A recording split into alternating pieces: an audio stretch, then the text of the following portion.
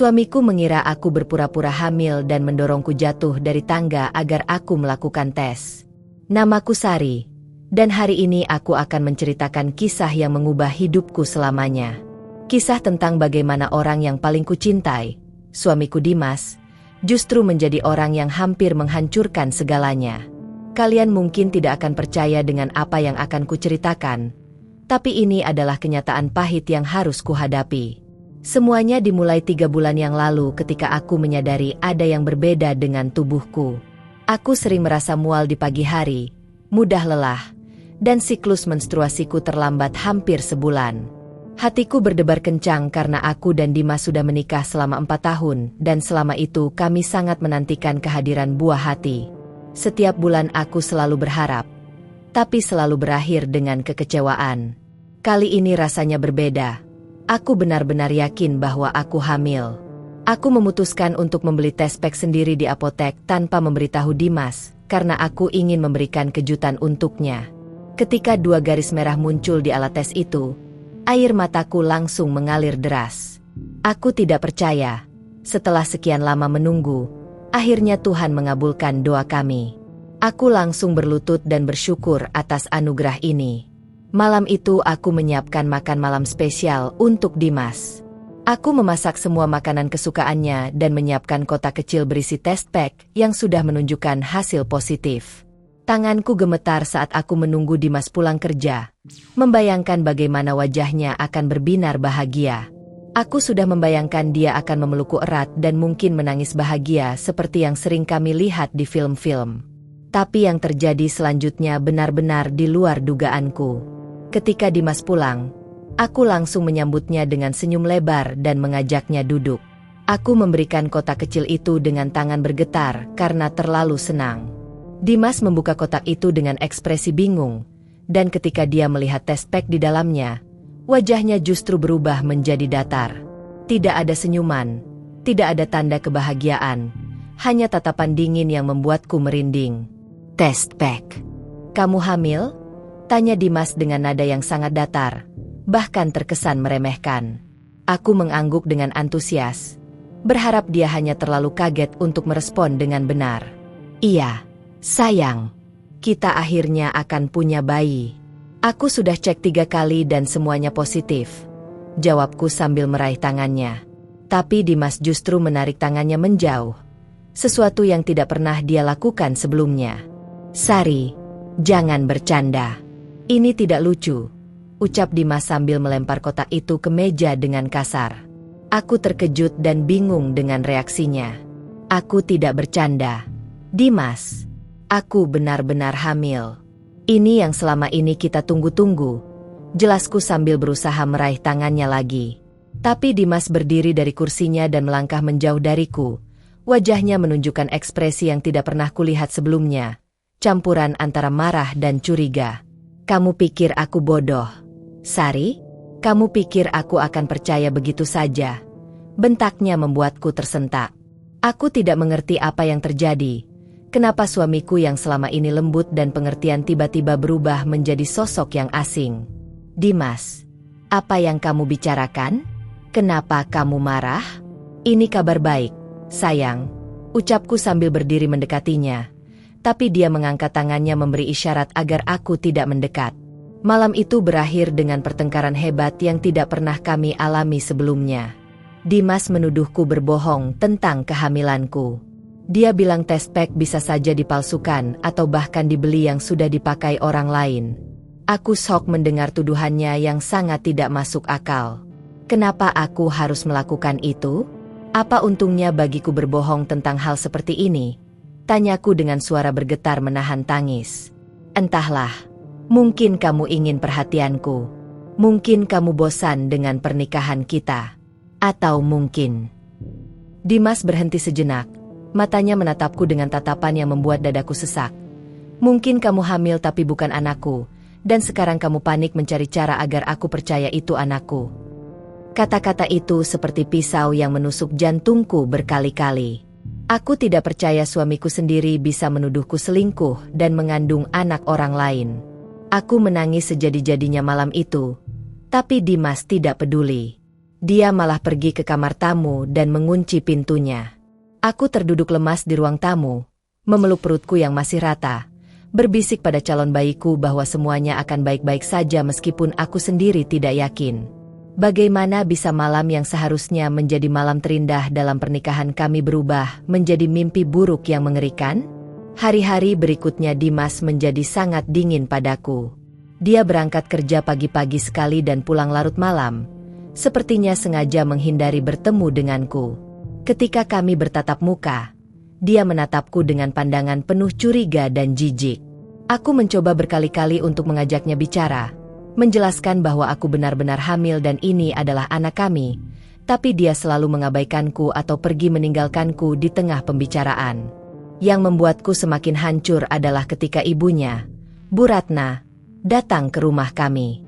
Ternyata Dimas sudah menceritakan semuanya pada ibunya dengan versi yang sangat berbeda. Bu Ratna langsung menyerangku dengan kata-kata kasar begitu dia melihatku. Dasar perempuan tidak tahu malu. Kamu pikir kamu bisa menipu anakku? Kamu pikir keluarga kami bodoh?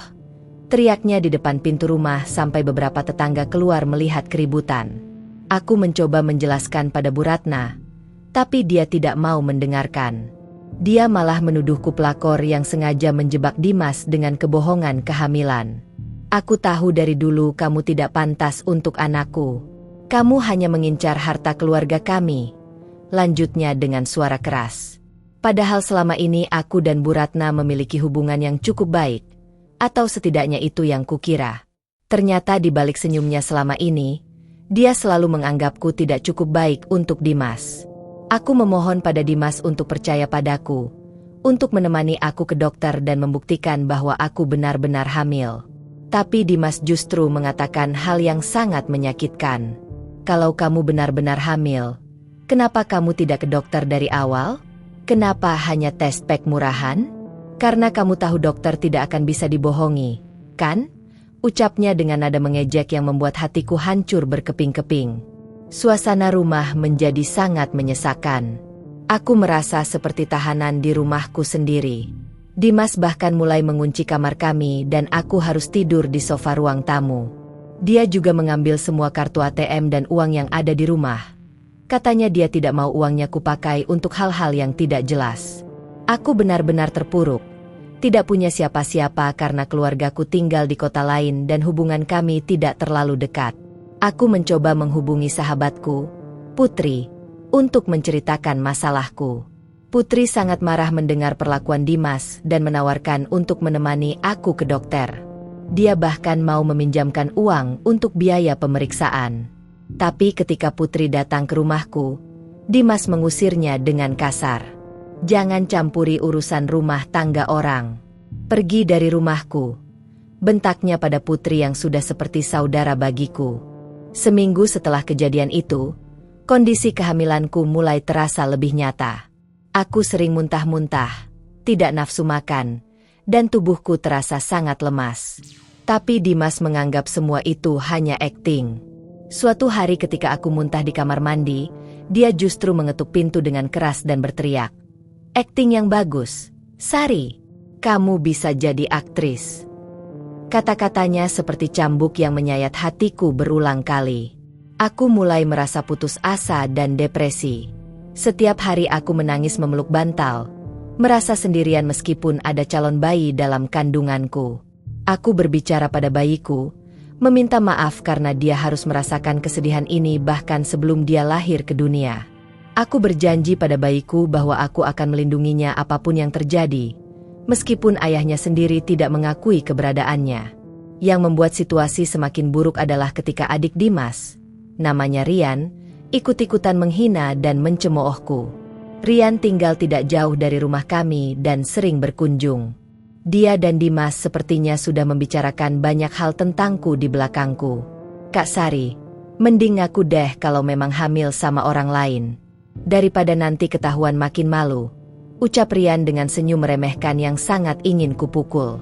Setiap hari aku harus mendengar cercaan dan hinaan dari keluarga Dimas.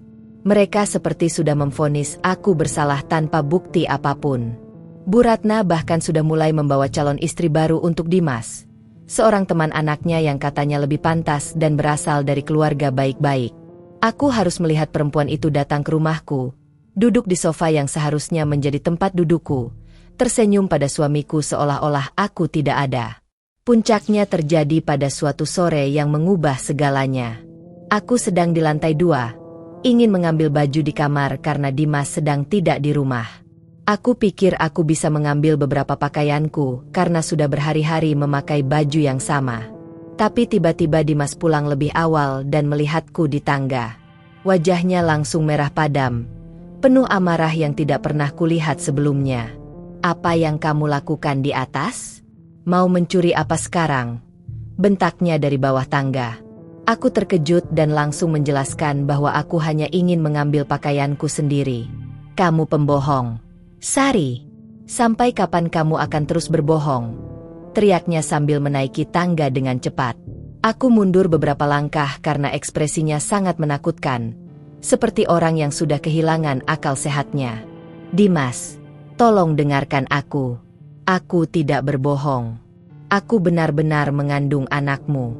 Tolong, kita ke dokter sekarang juga aku mohon," pintaku dengan suara bergetar ketakutan. Tapi Dimas tidak mau mendengar. Dia terus mendekat dengan langkah besar. Matanya menyala penuh kemarahan.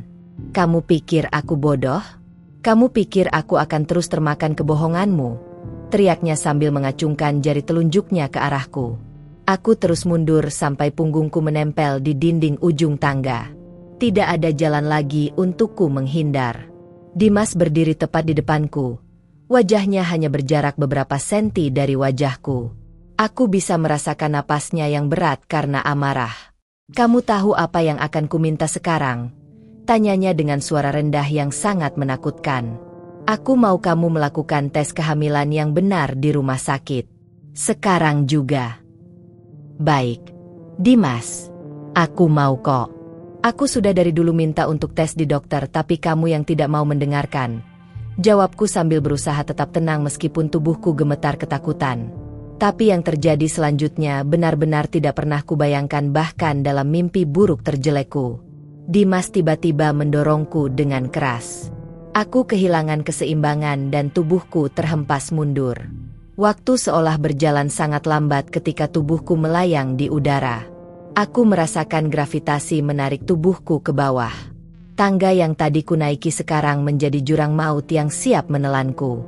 Aku mencoba meraih pegangan tapi tanganku hanya menggenggam udara kosong. Yang terlintas di pikiranku hanya satu. "Bayiku. Tidak. Bayiku."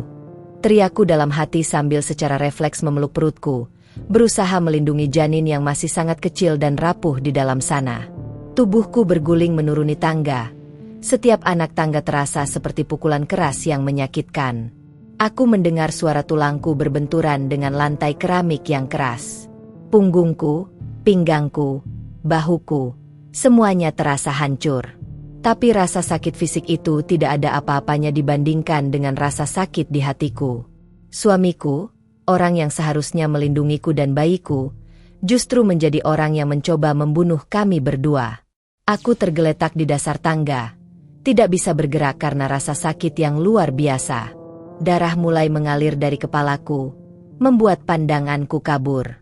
Aku masih sempat melihat Dimas berdiri di atas tangga, menatapku dengan ekspresi yang tidak bisa kubaca. Apakah itu penyesalan, ketakutan, atau malah kepuasan karena rencananya berhasil? Aku tidak tahu. Yang aku tahu, pria yang tadi berdiri di atas tangga bukan lagi Dimas yang kunikahi 4 tahun lalu. "Dimas, tolong, bayiku." Itu adalah kata-kata terakhir yang berhasil keluar dari mulutku sebelum kesadaranku mulai memudar. Aku merasakan sesuatu yang hangat mengalir di antara kakiku dan hatiku langsung tenggelam dalam ketakutan yang mengerikan. Ini bukan hanya darah dari lukaku di kepala. Ini darah dari tempat yang seharusnya menjadi tempat raman untuk bayiku. Aku kehilangan kesadaran dengan satu pemikiran. Apakah bayiku selamat? Ketika aku sadar, aku sudah berada di rumah sakit. Bau khas antiseptik menyeruak masuk ke hidungku. Kepala dan sekujur tubuhku terasa sangat sakit. Aku mencoba menggerakkan tanganku dan merasakan ada selang infus menempel di lenganku. Perlahan aku membuka mataku dan melihat langit-langit putih rumah sakit. Aku langsung ingat apa yang terjadi dan tanganku secara refleks meraba perutku. Bayiku, bayiku. Gumamku dengan suara serak. Seorang perawat yang kebetulan sedang memeriksa monitor di sampingku langsung mendekat. Ibu sudah sadar? Alhamdulillah. Tunggu sebentar ya, saya panggilkan dokter. Ucapnya sambil tersenyum lembut. Tapi aku tidak peduli dengan senyumnya. Aku hanya ingin tahu kondisi bayiku. Apakah dia selamat? Apakah dia masih bersamaku? Beberapa menit kemudian dokter masuk ke ruanganku. Wajahnya terlihat serius dan itu membuat jantungku berdegup semakin kencang. Ibu Sari, bagaimana perasaan ibu sekarang? Tanyanya sambil memeriksa chart di tangannya. Dokter, bagaimana bayiku? Apakah bayiku selamat? Tanyaku langsung tanpa menjawab pertanyaannya. Aku tidak peduli dengan kondisiku sendiri. Yang terpenting adalah bayiku. Dokter menarik napas panjang dan duduk di kursi samping tempat tidurku. Ekspresinya membuatku semakin takut. Ibu Sari, saya ada kabar baik dan kabar yang perlu ibu persiapkan. Ucapnya pelan. Air mataku langsung mengalir mendengar kata-katanya. Aku sudah mempersiapkan diri untuk mendengar kabar terburuk. Bayi ibu. Dokter berhenti sejenak, membuat detik-detik itu terasa seperti tahun. Masih ada. Janin ibu masih bertahan. Aku menangis mendengar kabar itu, tapi air mataku kali ini adalah air mata lega yang bercampur amarah. Bayiku selamat, tapi aku tidak akan pernah melupakan apa yang dilakukan Dimas.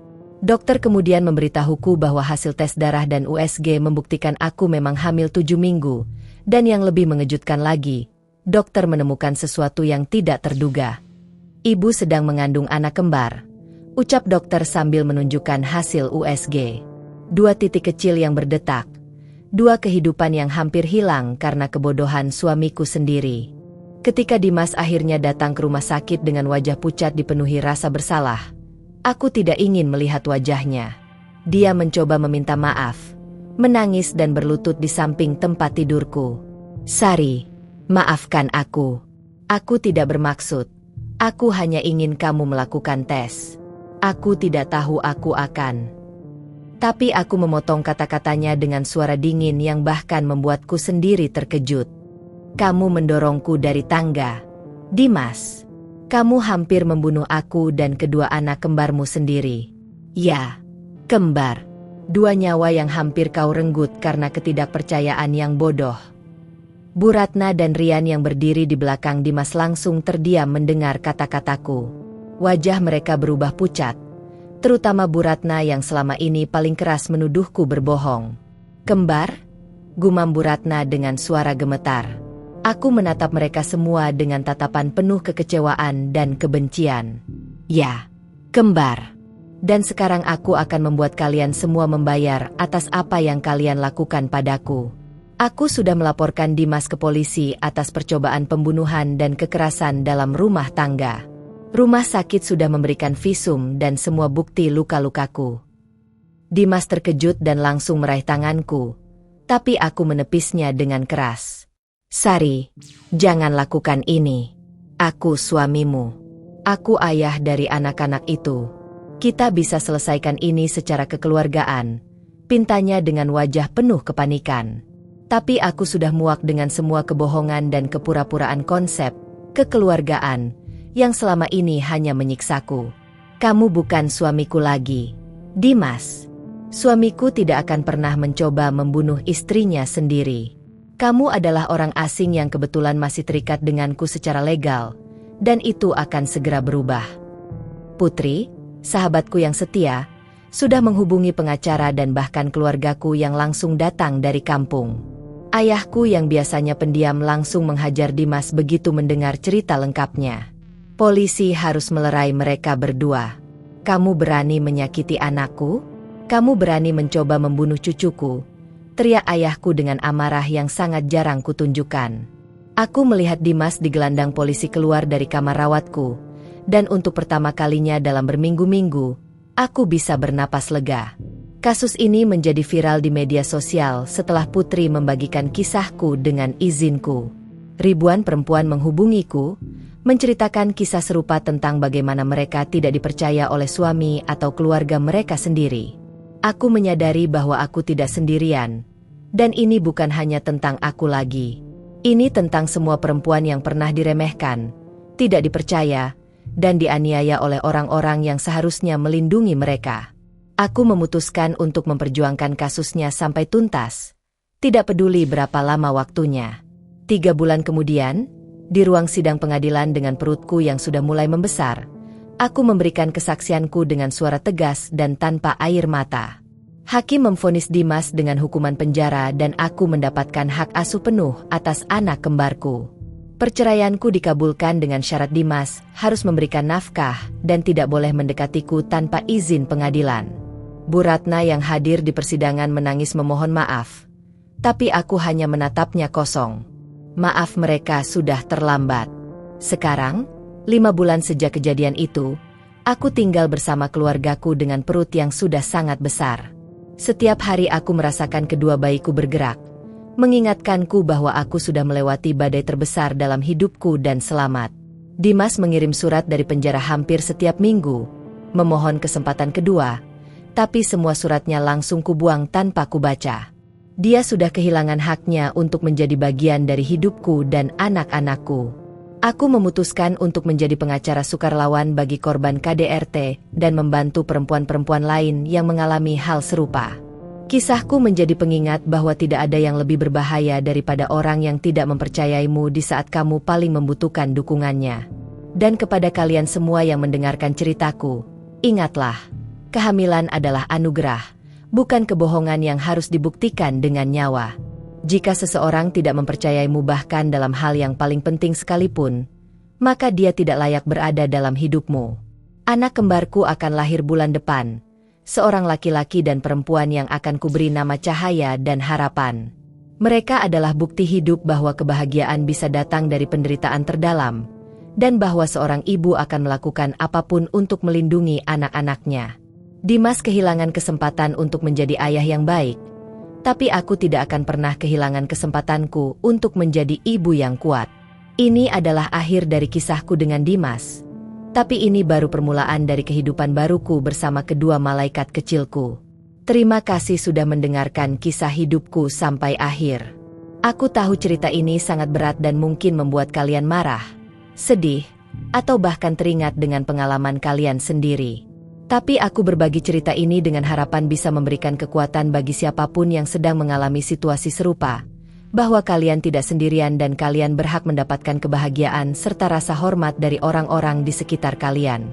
Jika kalian menyukai cerita hari ini, jangan lupa untuk memberikan like atau jempol ke atas pada video ini. Dukungan kalian sangat berarti bagiku dan membantu channel ini berkembang untuk bisa berbagi lebih banyak kisah yang menginspirasi dan membuka mata kita semua tentang realita kehidupan rumah tangga yang tidak selalu indah seperti di media sosial. Tulis di kolom komentar apa pendapat kalian tentang kisah Sari dan Dimas ini. Apakah kalian setuju dengan keputusan Sari untuk melaporkan Dimas ke polisi? Atau mungkin kalian punya pengalaman serupa yang ingin kalian bagikan? Aku dan teman-teman lain di sini akan senang membaca cerita dan pendapat kalian. Ingat, kolom komentar adalah ruang aman untuk kita saling berbagi dan mendukung. Jangan lupa untuk subscribe atau berlangganan channel ini agar kalian tidak ketinggalan kisah-kisah drama keluarga lainnya yang akan aku bagikan setiap minggunya. Kami punya banyak sekali cerita menarik tentang perselingkuhan, pengkhianatan, perjuangan ibu-ibu tangguh, dan masih banyak lagi yang pastinya akan membuat kalian penasaran dan tersentuh. Dan yang paling penting, aktifkan lonceng notifikasi agar kalian langsung mendapat pemberitahuan setiap kali kami mengupload video baru. Dengan begitu kalian akan selalu menjadi yang pertama mendengar kisah-kisah terbaru kami. Sekali lagi terima kasih.